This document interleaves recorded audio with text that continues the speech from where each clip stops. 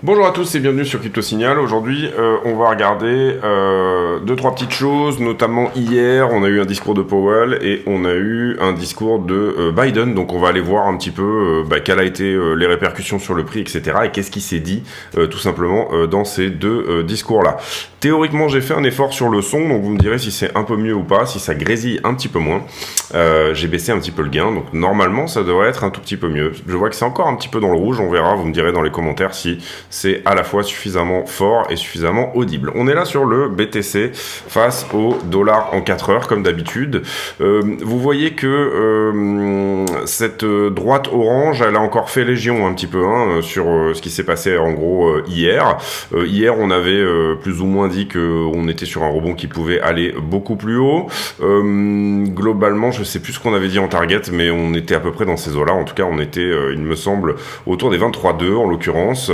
On se fait rejeter, vous le voyez, par cette droite qui est vraiment pour moi, on va dire, le serpent autour duquel s'enroule un peu la tendance sur ce mouvement-là. Vous voyez qu'on l'avait déjà mis en avant assez tôt dans le mouvement. Et ici, je trouve elle est vraiment très perspicace pour essayer de capter un petit peu où on va dans ces types de corrections, etc.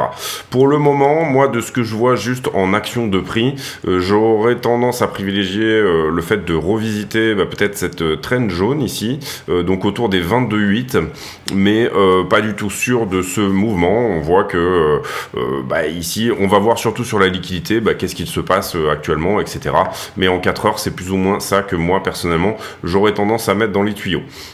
Ensuite, en 15 minutes, on voit, on a cette correction là ici très linéaire.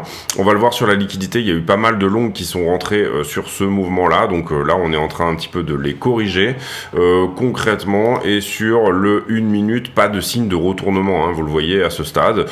Si ce n'est que peut-être... là on a une volonté, on voit très bien ici une résistance qu'on n'arrive pas à passer, donc il y aura peut-être de la liquidité à venir prendre par-dessus ce point-là, ici. Si dans la journée on essaye de passer par-dessus, ça veut dire qu'il y a pas mal de stops qui sont garés à cet endroit-là, donc ça pourrait avoir du sens. On voit qu'on perd un niveau là quand même également, auparavant ça faisait un peu support, et puis là on le traverse assez violemment, et puis là pour le moment ça dévisse bien. Alors sur l'ouverture bourse du S&P 500, on a ouvert en gap baissier, vous le voyez, on commence à fermer, ça arrive assez souvent, on commence à fermer la moitié du gap, donc là on donne l'espoir, et on fait rentrer des longueurs, et finalement en fait on se retourne ici en milieu de séance. Donc on pourrait se retourner encore une nouvelle fois, soit pour venir fermer ce gap un petit peu plus tard, soit tout simplement essayer de voir à ce stade qu'en fait on viendra le fermer dans une autre journée ou peut-être un petit peu plus tard. Donc pour le moment on part plutôt sur S&P entre guillemets début de séance haussière, retournement dans la première heure, ça arrive assez souvent, et on redescend, soit on va décider de venir fermer ce gap, ce qui permettrait à BTC d'avoir un petit peu de souffle pour éventuellement venir chercher la liquidité là où je vous montrais tout à l'heure, soit on aura une journée baissière jusqu'à peut-être la fermeture par exemple de celui-ci, on aura une journée baissière, et puis derrière ça va se retourner dans les journées de demain ou après-demain pour essayer de venir prendre ce gap éventuellement. Assez souvent les gaps sont pris dans les 48 heures, donc on va voir effectivement si c'est plus ou moins ce que va nous donner aujourd'hui S&P. Je trouve qu'en ce moment Bitcoin est très collé à l'US Tech 100, donc à vérifier. Vous allez voir si je vous rajoute ici la courbe du BTC, on a vraiment quelque chose qui est pour moi plus proche de l'US Tech 100 que vraiment du S&P, c'est vraiment le truc à suivre ici en ce moment. Alors vous voyez que c'est pas toujours le cas. Hop. Mais les structures sont quand même très similaires d'une manière générale, et ça on va dire depuis le début de l'année, depuis janvier. Donc Action Tech, une des 100 plus grosses actions tech américaines, je trouve qu'en ce moment ça colle pas mal ici au niveau de la structure entre les deux. Donc pour moi, corrélation relativement évidente avec l'US Tech 100, ça je voulais vous en parler. Également, on va regarder la stablecoin dominance pour voir un petit peu ce que ça dit de ce côté-là. Et en l'occurrence, on va se mettre en 2 heures, ça ira très bien. Hop. En gros, en stablecoin dominance, c'est plutôt pas mal parce qu'on continue à ramper. On avait mis en avant le fait qu'on pouvait rebondir ici sur ce support, ça a été fait.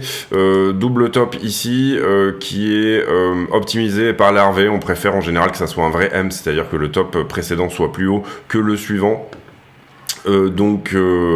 Voilà, moins de chances ici d'aller à la target effective des 11% de stablecoin dominance, ce qui nous ramènerait, je le rappelle, à des niveaux autour du 9 mai. Je crois qu'on avait regardé, c'était autour des 30 000 $. Bon, pour l'instant, voilà, ça semble temporiser ici dans la zone. Est-ce qu'on a des structures de retournement haussière ou baissière sur la stablecoin dominance? Pas vraiment, hein, pas vraiment de structure ici. Bon, peut-être là, une tentative de se reprendre un petit peu, hein, c'est-à-dire plutôt de la baisse du côté des cryptos, mais pour le moment pas grand chose à voir de ce côté là pour moi.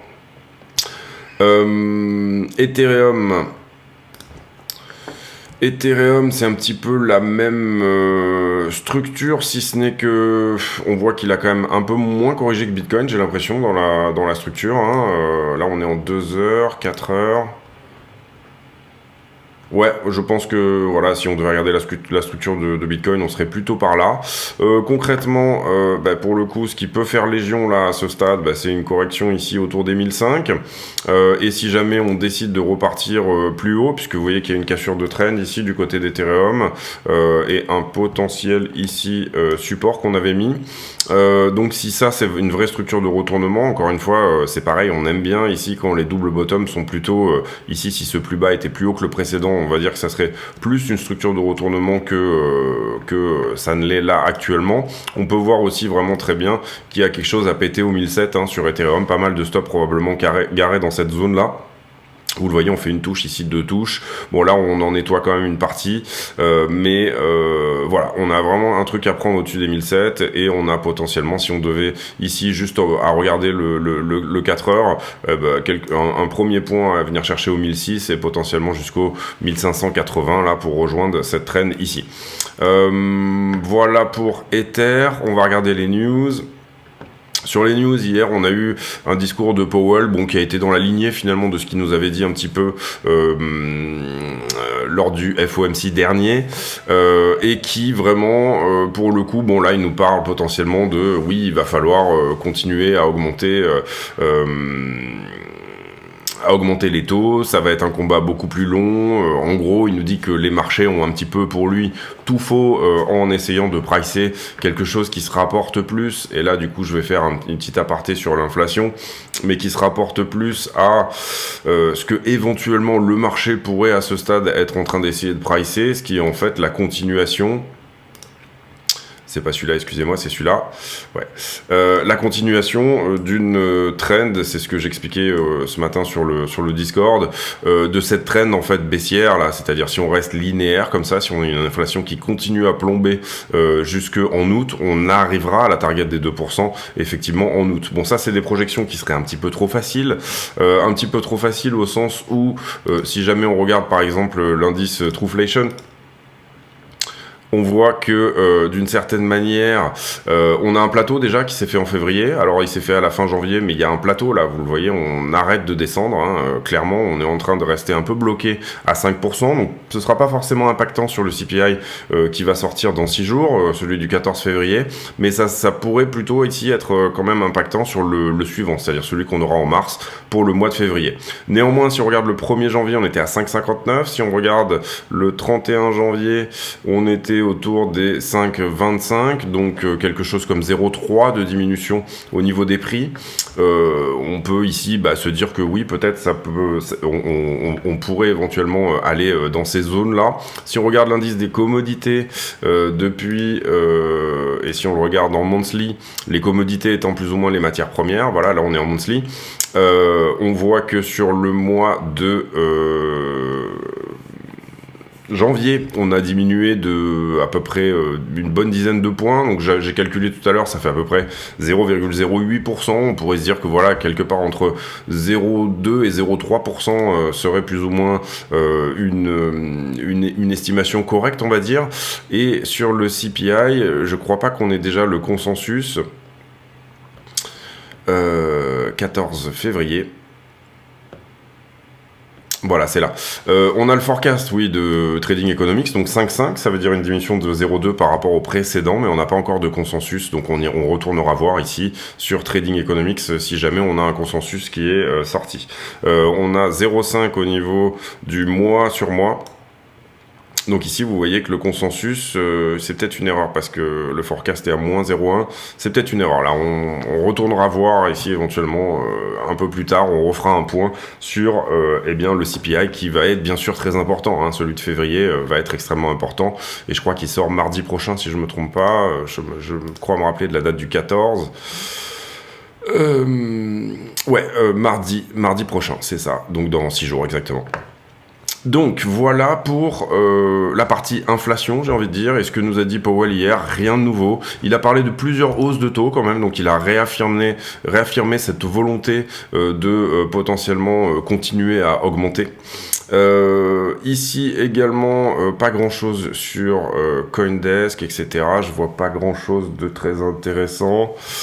Oui, mais ça j'en avais déjà parlé, je crois, des problèmes avec la banque de Binance qui suspendait ici les paiements en crypto en dessous de $100 000, je crois. Donc ça pose des vrais soucis, bien évidemment. D'abord pour l'accès, l'accès à n'importe quel kidam pour pouvoir accéder via un transfert bancaire. Bah, désormais, il faudra peut-être passer par la carte, etc. Ce genre de choses. Mais je crois que c'est tout le système Swift ici qui est un petit peu remis en cause. Donc ça risque de poser des problèmes d'accessibilité pour les plus entre guillemets démunis qui voudraient investir sur le Bitcoin. Si vous n'avez pas $100 000, c'est pas vraiment possible. Donc Binance est en train de se battre, je crois, pour essayer de trouver un autre prestataire bancaire. Ici, quelque chose sur les board dates qu'on va passer là-dessus, c'est pareil, c'est pas extrêmement intéressant. Ici, toujours pareil sur Cointelegraph, rien de bien intéressant non plus, on va passer également. Je dirais à peu près la même chose sur bitcoin.com. CNBC qui nous parle du discours de l'état de l'Union. À mi-mandat, il y a toujours un discours un petit peu devant, je crois que c'est devant le Congrès, devant la Chambre des représentants, devant le Congrès, je sais plus. Et en gros, qu'est-ce que nous a dit Biden sur ce discours-là? Et là, il peut y avoir des pistes quand même. Un retour de la taxe sur les billionnaires, donc... Ça, en général, c'est plutôt bullish pour Bitcoin, ou en tout cas, quand il y avait eu le Inflation Act, quand il avait signé l'acte contre l'inflation, ça avait vraiment boosté, on l'avait vu à ce moment-là, les prix sur Bitcoin. Peut-être que ici, les milliardaires pourraient éventuellement avoir envie de se prémunir contre les taxes, l'inflation, etc. Et on va dire un État un petit peu plus interventionniste au niveau des États-Unis. Ici, une guerre contre les frais bancaires, visiblement, les junk fees, des lois antitrust, tout un travail sur le travail et les salaires,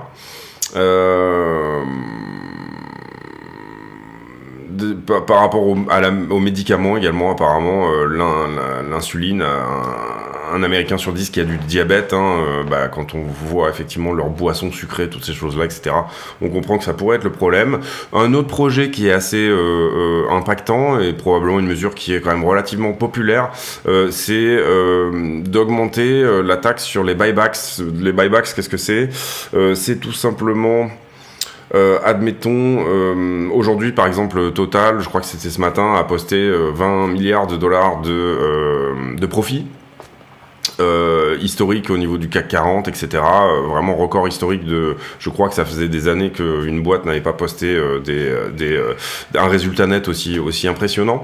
Résultat historique également pour Total. Donc ça, comme je l'expliquais, si vous cherchez à comprendre pourquoi il y a la guerre, par exemple, ce genre de choses, essayez de chercher plutôt du côté de où est l'argent, et là en l'occurrence malheureusement il est là. Et en l'occurrence, je crois que les retraites en France c'est 350 milliards, là, un dixième des retraites, voilà, et le profit qu'a fait Total ce trimestre. Concrètement, pourquoi tout ça est important et pourquoi Oui, les buybacks, pardon. J'étais en train de meubler, mais voilà. Les buybacks. Les buybacks, ça veut dire, par exemple, Total pourrait se dire, plutôt que de payer finalement mon impôt sur les sociétés, je vais racheter mes propres actions en fin d'année pour reprendre un peu de contrôle sur ma société, hein, tout simplement. Et je vais racheter mes propres actions.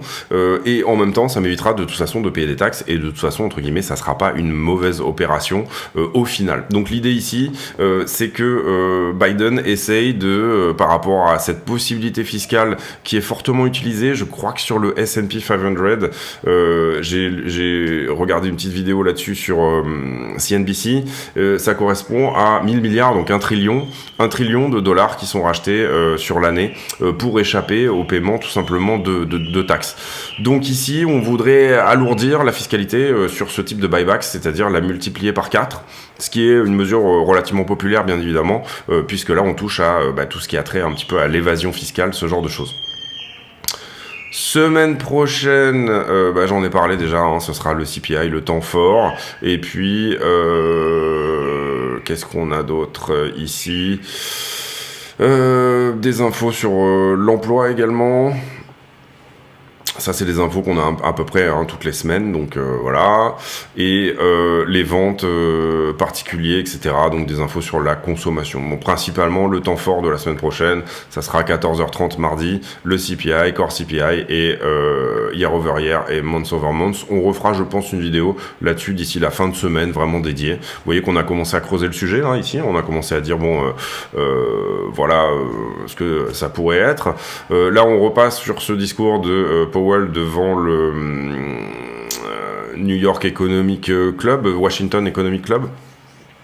D'hier, et en gros, d'une certaine manière, cet article, qu'est-ce qu'il nous dit ? Il nous dit que le marché de l'emploi est trop fort, et que ici, sur les mois de janvier, 517 000 emplois, je crois, ajoutés, on a vraiment ici quelque chose qui va se rapporter du problème pour Powell. Le problème étant que on est vraiment ultra tendu au niveau du marché de l'emploi. On peut amener ici plusieurs explications à ça. Il y a une explication qui est nettement démographique déjà, c'est-à-dire que on a toujours des gens qui sont vivants et qui consomment, mais à côté, en face de ça, on n'a pas forcément, excusez-moi. Ok, donc voilà, explication plus ou moins qu'on pourrait dire comme démographique, c'est-à-dire beaucoup de gens pendant le Covid qui après ne sont pas finalement retournés au travail, qui ont décidé de prendre plutôt des retraites un peu plus anticipées. Beaucoup de gens également qui ont bien capitalisé sur on a eu un très beau marché action sur 2020-2021, ce genre de choses. Donc voilà, on a cette espèce de tension qui va probablement avoir du mal effectivement à se résorber et à potentiellement pousser. Dans les autres choses également dont j'ai oublié de parler et qui a été évoqué lors du discours de l'État de l'Union par Biden, il y a bien évidemment le plafond de la dette. Tous les ans, tous les 2 ans, on a un problème, c'est-à-dire que les États-Unis, je vais vous sortir ici le site. Donc le plafond de la dette aux États-Unis, tout simplement, il y a un plafond, donc il n'est pas possible de dépasser par voie légale. Et concrètement, ici, je crois qu'il était, en 2021, il a été mis à 31,4 trillions. Et en l'occurrence, le 19 janvier dernier, on a dépassé ce plafond, puisque vous le voyez ici et vous le voyez en temps réel, on est à 31 trillions 541. Donc ça pose des problèmes bien évidemment, puisque s'il n'est pas voté l'augmentation du plafond de la dette, tout simplement, et c'est ce que nous dit la secrétaire du Trésor ici, Janet Yellen, dans cette lettre qu'elle adresse directement au Congrès, si cette loi n'est pas votée, tout simplement les États-Unis pourraient faire défaut sur leurs obligations de payer leurs obligations, tout simplement. Pourraient faire défaut sur leurs obligations tout court. Donc bien évidemment, ici, ce FUD va probablement continuer. Vous le voyez ici, elle parle du 5 juin.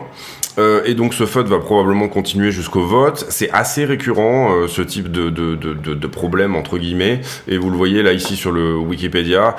En l'occurrence, pour le moment, on a augmenté le plafond de la dette 78 fois depuis 1960. Donc on a eu 78 FUD autour de ça, et le plafond de la dette a toujours été bien sûr augmenté à chaque fois. Bien évidemment, si cette loi n'était pas votée, ça aurait des répercussions très graves, c'est-à-dire que le Trésor ici devrait faire défaut sur certaines de ses obligations, donc ça poserait un vrai souci.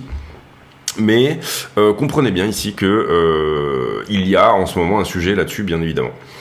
On va faire ici d'abord la petite page de pub et ensuite on va aller voir la liquidité. Allez, on y va pour la page de pub. La chaîne est partenaire de 2 exchanges qui sont Bybit et BitGet. Ces 2 exchanges ont fait leurs preuves, ils sont suffisamment liquides à mon sens et ils ont également d'excellentes preuves de réserve. Comment on passe par le lien de la chaîne pour s'affilier sur un de ces exchanges? Tout simplement, on va sur la vidéo, on clique sur la description de la vidéo et là vous aurez 3 liens importants. Le premier étant l'accès au Discord, le serveur qui nous permet de communiquer. Le deuxième étant les liens d'affiliation ici que vous voyez sur Bybit et BitGet. Lorsque vous cliquez sur un de ces liens, vous allez tomber sur une page qui ressemble à ça, et là vous allez cliquer sur s'inscrire. À partir de là, vous aurez de toute façon accès au moins 15% sur vos frais de trading, quoi qu'il arrive. Pas besoin de faire le reste, on va dire. À partir de là, vous serez de toute façon affilié. Mais vous pouvez éventuellement aller plus loin. Vous pouvez aller plus loin en tout simplement, une fois que vous êtes connecté, votre page de connexion, elle ressemble un petit peu à ça. Et là, vous allez passer votre souris sur votre icône de profil, et ça va vous afficher un numéro qui s'appelle le User ID, le UID. Vous copiez cet UID et vous venez sur le Discord, vous présentez ici. Nous, notre Discord, il faut se présenter à l'entrée, c'est-à-dire qu'il y a un filtre, on filtre les gens de manière à éviter les scams et les bots, et pour donner des rôles aux gens, c'est-à-dire est-ce que vous êtes plutôt trader, débutant, affilié, etc. Une fois que vous aurez fait ça, vous allez dans le salon demande affiliation, et dans le salon demande affiliation, vous allez pouvoir poster votre UID, et votre UID sera validé ou non comme étant une UID qui est tout simplement affiliée à CryptoSignal. Ensuite, vous aurez accès à un salon privé qui s'appelle Section Affiliée, dans laquelle je poste des graphiques et je poste des analyses, etc. exclusives sur ce salon. Il y a aussi une possibilité de participer à un tirage au sort. Pour participer à ce tirage au sort, il faudra également déposer 100 USDT, en plus de s'inscrire et de faire toutes ces démarches-là, déposer 100 USDT sur un de ces 2 exchanges. À partir de là, l'exchange me le dira et ils me diront que vous avez, entre guillemets, le statut de super affilié. Le statut de super affilié, vous n'êtes pas obligé de trader ces 100 USDT d'ailleurs, hein, ils peuvent très bien juste rester sur la plateforme quelques temps, le temps que vous soyez validé, et puis une fois que vous êtes validé, vous pouvez les enlever, vous en faites ce que vous voulez, mais ça vous permettra de participer à un tirage au sort tous les 20 affiliés de 200 USDT. Donc le premier tirage au sort, il sera sur 20 affiliés, le deuxième sera sur 40, une chance sur 40 de gagner 200 USDT, le troisième sera sur 60, une chance sur 60, etc. Donc voilà, écoutez, si ça vous intéresse, n'hésitez pas à passer par ces liens, et puis on revient à la vidéo. Merci de votre attention. Voilà, donc du coup, qu'est-ce qu'on a liquidé hier? On a liquidé 100 millions de dollars, à peu près un quart pour Ether et un quart pour Bitcoin. Donc là, on est à parité. Sur les niveaux de liquidation ici, bon, vous voyez que les niveaux d'hier ont été largement nettoyés. On est même venu chercher celui-ci qui était un vieux niveau au 23,4. Donc ça, c'est plutôt une bonne chose. Ça, c'est nettoyé également. Comment on s'est construit? Est-ce qu'il y a des anomalies un petit peu dans ce qu'on peut voir? Ici j'ai un prix qui descend et un funding qui augmente, donc j'avais du longueur hein, sur ce niveau là. Ici bon, on short squeeze la partie précédente, celle qu'on avait mise en avant, on va même relativement haut, et puis ensuite le prix se retourne. À partir de là, on voit qu'il y a quand même une augmentation du funding ici, alors qu'il devrait théoriquement diminuer, donc ce point là a été fortement longué pour moi. À partir de là, bon, certains ont pris profit hein, sur la route, bien évidemment, mais on a des petites chances ici de repasser faire un petit tour au niveau des 22,7. Ici, augmentation du prix, augmentation du nombre de contrats, mais stagnation tout simplement du nombre de, du funding, donc ça veut dire qu'on est shorté, donc on peut estimer que ce point-là reste shorté également. Et en fait, c'est surtout un mouvement qui s'est auto-nourri, c'est-à-dire que tout le long, là, vous comprenez qu'on a été shorté là, plus ou moins tout le long. Ensuite, on reprend une partie un petit peu plus normale, bien que légèrement longue, hein, vous le voyez ici, donc là, il y aurait eu un point de longue à prendre sur ce point-là. Et puis, après, qu'est-ce qu'il se passe? Eh bien, tout simplement... latéralisation du prix, latéralisation du nombre de contrats, très légère augmentation du funding. Pour moi, il y a un petit niveau de longue, hein, encore une fois, à rajouter ici, mais c'est pas déconnant. Et puis depuis, on latéralise sur les contrats. Par contre, j'ai un funding qui augmente fortement alors que le prix diminue. Donc ça veut dire que sur tout ce mouvement-là, on avait été trop fortement longué. Il y avait trop de longues hein, ici sur tout ce mouvement-là. Trop de gens qui essayaient ici d'attraper un bottom. Donc du coup, ça nous aurait donné une anomalie ici, hein, qu'on est en train de venir chercher à ce stade. Ici, on reprend un peu la normalité. Et là, on est quand même pas mal shorté sur ce mouvement-là, même si on est relativement normal. Globalement, d'une manière générale, si on avait les 3 qui tombaient, je dirais qu'on serait totalement normal. Ici, vous voyez que le nombre de contrats reste stable, donc ça veut dire qu'on a été shorté tout simplement sur ce point-là. Ok ? Donc, soit on revient ici reprendre les 23,2 et ensuite on viendra chercher plus tard les 22,8, soit on laisse gagner ces gens-là, ceux qui, vous voyez que le nombre de contrats est pas non plus incroyable, et on vient plutôt chercher cette poche qui pourrait potentiellement ici être plutôt au niveau des 22,768. On va faire Ether. Si j'arrive à écrire.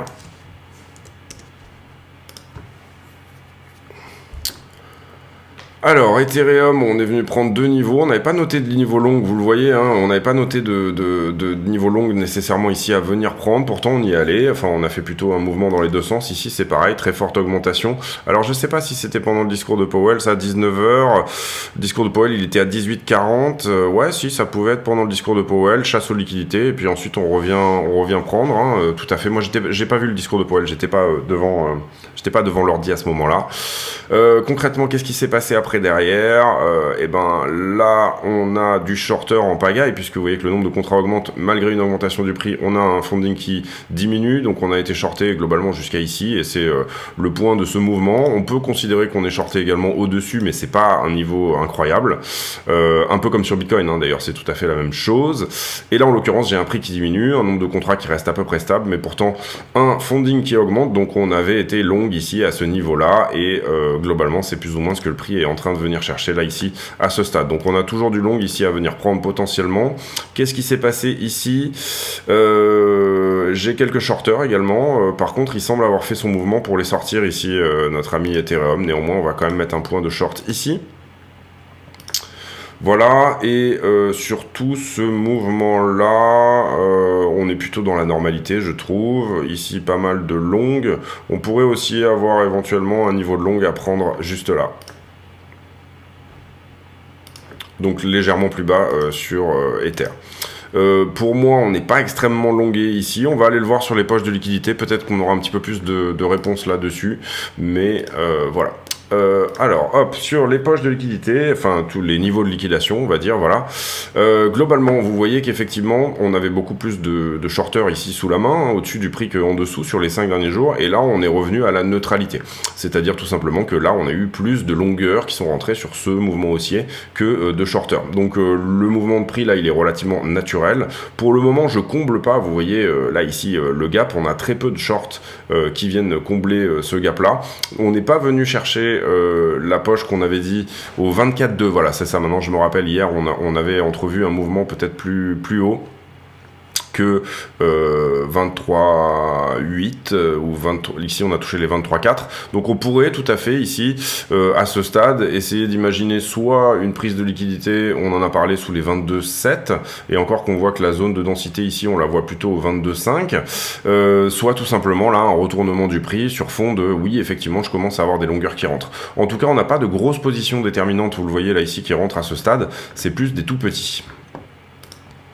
Sur Ether,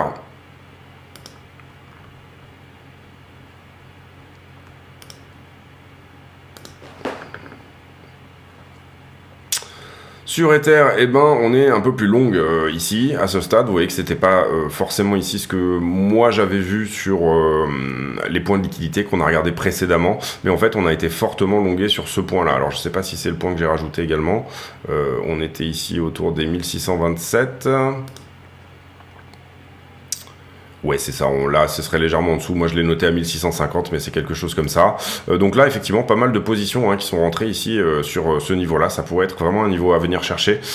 Et par contre, donc, ça nous montre qu'on n'est pas à l'équilibrium comme on est sur Bitcoin. Bon, 1,54 milliard, c'est pas énorme non plus. Et si jamais on devait prendre la liquidité en haut, ça serait plutôt les 1734 à viser. Donc en bas, zone autour des 1624, potentiellement 1500, ça revient un petit peu à ce qu'on avait dit en début de vidéo quand je vous ai montré les trends, etc., ce genre de choses.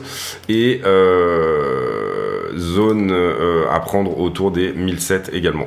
Sur la 12 heures sur Bitcoin, qui je trouve en ce moment est assez perspicace, et ben vous voyez qu'on a rajouté un petit peu de short, mais on a surtout augmenté au niveau des longues, là ici, et en l'occurrence c'est la zone des 22,3 qui s'est un peu plus densifiée. Là on commence à rentrer un petit peu dans le sujet là, en descendant.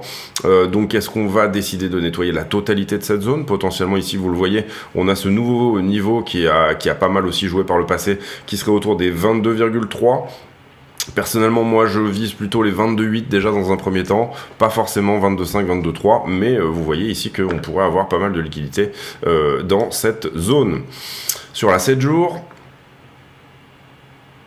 qui est également très intéressante à regarder en ce moment, bah, vous voyez que pour le coup, on a bien nettoyé en bas, là, pour le coup sur la 7 jours, on n'a pas ici nécessairement des zones extrêmement denses, mais que la zone de densité à venir prendre, elle se tablerait plutôt vers un rebond haussier au-delà des 24,3, le rebond qui n'a pas été totalement fait ici et qui a été un petit peu avorté dans l'œuf. Donc un truc à prendre au 22,5 effectivement, quand on regarde la 7 jours, mais plutôt une grosse poche de liquidité autour des 24,3, entre 23,8 et 24,3. Donc c'est intéressant d'avoir un petit peu les... Ici, on jongle un peu entre les time frames, en disant bah, peut-être qu'à court terme, on peut aller là, et puis ensuite, on pourrait se retourner pour aller là, ou tout simplement, quel est le sentiment actuel? Le sentiment actuel, vous le voyez, il est plutôt longueur sur la journée d'hier et potentiellement la journée d'aujourd'hui, donc nécessairement, c'est pour ça qu'on corrige. On vient tout de suite prendre les vraies positions de la liquidité là où elle est fraîche, là où elle existe encore, plutôt que d'aller prendre des niveaux qui sont potentiellement déjà peut-être obsolètes. Maintenant, on sait qu'il y a encore des gens ici et qu'il y a encore des choses, mais vous comprenez ici qu'une partie, par exemple, sur ce mouvement-là, quand vous êtes en levier x50, x100, etc., vous avez tendance, bien évidemment, à taper, à part si vous voulez absolument avoir une position fantastique qui vous rapporte de l'argent pendant un an, c'est possible, et que vous êtes absolument persuadé que BTC va à ce stade dévisser sous les 15 000, pourquoi pas, si vraiment vous avez cette lecture-là, pourquoi pas garder votre position, mais sinon je vois pas trop l'intérêt de garder une position en short ici ad vitam aeternam. Le but d'un x50, x100, c'est de scalper et puis prendre un profit relativement rapide. Et sur les 22 550, on va dire qu'on est allé suffisamment proche de la zone ici, là, pareil pour moi, pour que, en fait, vous voyez qu'elle a commencé à densifier par là, en fait. Même elle était déjà là auparavant, mais on s'est suffisamment rapproché pour que peut-être les stop-loss évolutifs puissent avoir été pris. Donc on est un petit peu entre deux eaux là sur la 7 jours, en tout cas difficile d'avoir une lecture beaucoup plus propre. On retourne sur le prix et on va conclure. J'espère avoir ici été bien clair un petit peu sur le discours de l'état de l'Union, etc., ce genre de choses. Il y a des choses qui se sont dites quand même dans ce discours qui sont potentiellement, entre guillemets, pro-Bitcoin, au sens où on parle ici de taper sur les gros portefeuilles, bien évidemment. Et entre guillemets, ici, il pourrait y en avoir certains qui prennent des décisions, comme ça avait été le cas pendant le Inflation Reduction Act, le moment où on avait réinjecté tout simplement de la liquidité. Soit vous avez du monde qui se dit, c'est plutôt une bonne chose, entre guillemets, puisqu'on réinjecte de la liquidité aussi sur les marchés quelque part. Soit vous avez des gens qui disent, et qui répondent au fondamental normal, on va dire, de BTC, qui serait plutôt de dire, on va continuer à avoir de l'inflation puisque on essaye de détruire l'inflation par l'inflation, donc avec de la création monétaire, ça ne fonctionnera pas, et éventuellement qui essaye de se hedger sur des assets sur lesquels, on va dire, le numerus clausus est plus franc, c'est-à-dire pas de création monétaire, ou en tout cas très peu sur Bitcoin, et sur Ethereum, désormais, on a même un caractère déflationniste. Donc voilà pour l'idée. Personnellement, moi, bon, je vous ai déjà dit, voilà mes niveaux où je pense qu'on pourrait aller. Si jamais on s'arrête à 22,8, eh ben on continue un petit peu quand même cette logique haussière. Vous le voyez ici, en tout cas, sur le... Bon, là, je suis en 15 minutes, mais oui, sur le 4 heures, je pense qu'on le verra aussi. Oui, voilà. On continue cette logique haussière, on va dire, sur le 4 heures, vous le comprenez, hein, c'est-à-dire qu'on reste un petit peu dans ce canal qui reste plus ou moins haussier. Si jamais on dévisse et qu'on casse, c'est-à-dire que tout simplement, en fait, ce qu'on regardait là, c'était une structure vendeuse, entre guillemets, c'est-à-dire une A, une B, une C... bon, j'aurais dû la mettre dans le sens inverse, mais c'est pas grave, on va la refaire. C'est-à-dire tout simplement une A, une B, une C, par exemple, ça pourrait tout à fait être dans les tuyaux, ça, c'est-à-dire revenir prendre ici ce qui se passe au-dessus des 24 et ensuite dévisser sous la structure. Tout simplement, ici, qu'est-ce qu'on fait? On accumule des stops de longueur par ces petites structures-là, c'est une accumulation de stops longueur avant de venir tout défoncer, tout simplement, une fois qu'on a accumulé suffisamment de valeur en dessous. Ça, c'est une possibilité. Voilà, à voir. Personnellement, en fait, la lecture, elle se trouve... Quelque part, c'est là qu'il faut avoir son scénario ou pas, hein, tout simplement. La lecture, elle se trouve de dire, bon, est-ce que finalement... on a eu ce type de vague, entre guillemets, c'est-à-dire une A, une B, une C qui est terminée, et là on repart à la hausse, ou alors est-ce que la vraie structure, ça serait peut-être pas potentiellement de se dire que on va faire plutôt quelque chose comme ça. En fait, c'est tout simplement ça la question, c'est-à-dire quelle sera la direction à partir du moment où on est au contact des 22,6. Est-ce qu'on va venir nettoyer sur toute la structure, ce qui aurait du sens? Est-ce que là, ce qu'on est en train de regarder, par exemple, alors là, elle est vraiment pas belle, mais c'est pas une épaule tête-épaule, par exemple. Là, l'épaule est beaucoup trop haute hein, pour vraiment parler d'épaule tête-épaule, mais en tout cas, structure de retournement s'il en est, vous le voyez ici, avec cassure ici, par exemple, de la ligne de coup, et là, bah, tout simplement, objectif, entre guillemets, 21 et quelques, quoi.